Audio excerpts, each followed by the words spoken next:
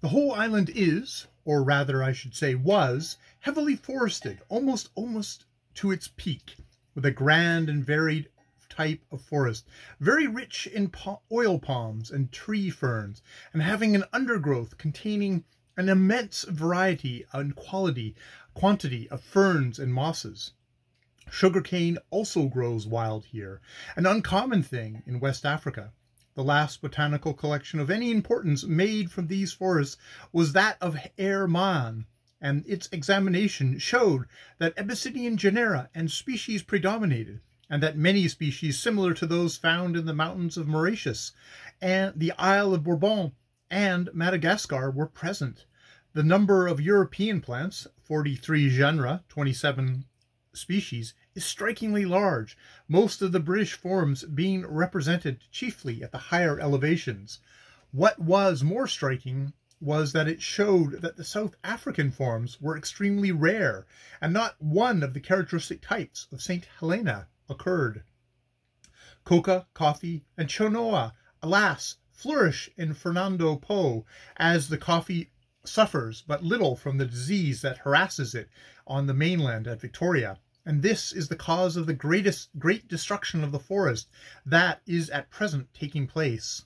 São Tomé, a few years ago, was discovered by its surprised neighbors to be amassing great wealth by growing coffee, and so Fernando Po and Príncipe immediately started to amass great wealth too, and are now hard at work with gangs of miscellaneous natives got from all parts of the coast save the crew. For to the crew boy, Panir, as he calls Spaniard, is a name of horror worse even than Portuguese, although he holds God made white man and God made black man, but dem devil made Portuguese. And he also remembers an unfortunate affair that occurred some years ago now in connection with coffee growing. A number of Krugmen engaged themselves for a 2-year term of labor on the island of São Tomé, and when they arrived there were set to work on coffee plantations by the Portuguese. Now agricultural work is a woman's palaver, but nevertheless the crewmen made shift to get through with it, vowing the while, no doubt, as they hopefully notched away the moons on their tally stick, that they would never let the girls at home know that they had been hoeing.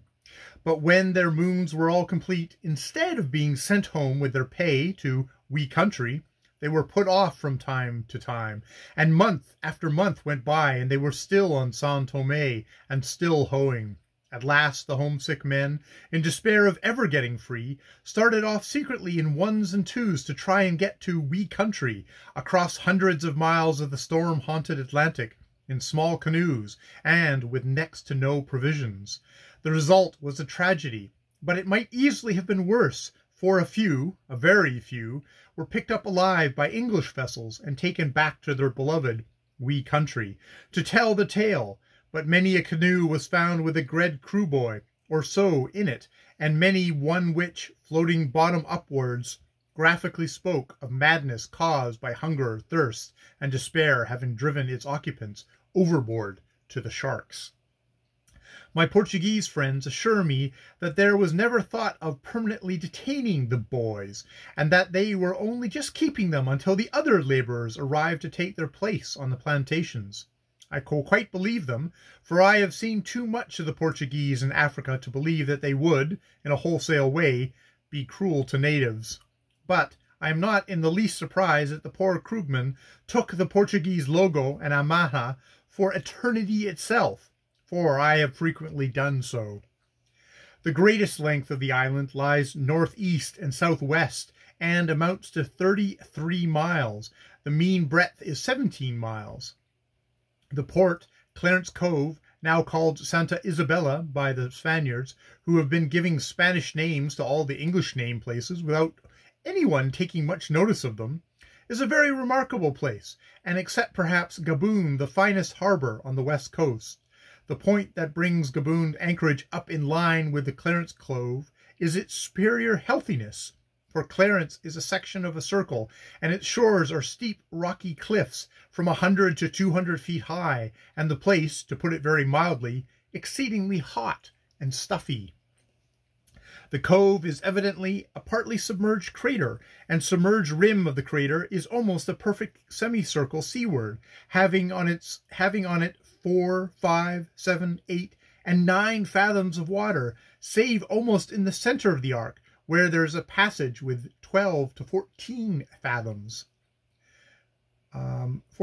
Inside, in the crater, there is deeper water, running in places from 30 to 45 fathoms, and outside the submerged rim, there is deeper water again, but rocky shoals abound. On the top of the shore cliff stands the dilapidated little town of Clarence, on a plateau that falls away slightly towards the mountain, for about a mile, when the ground commences to rise into slopes of the Cordillera. On the narrow beach, tucked close against the cliffs, are a few stores belonging to the merchants, where goods are placed on landings, and there is a little pier too, but as it is usually having something done to its head, or else is closed by the authorities because they intend doing something by and by, the chances are against it being available for use. Hence it usually comes about that you have to land on the beach, and when you have done this, you make your way up a very steep path cut in the cliffside to the town. When you get there, you find yourself in the very dullest town I know on the coast. I remember when I first landed in Clarence, I found its society in a flutter of expectation and alarm, not untinged with horror.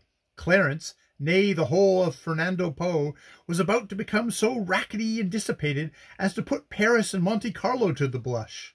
Clarence was going to have a cafe, and what was going to go on in that cafe, I shrink from reciting.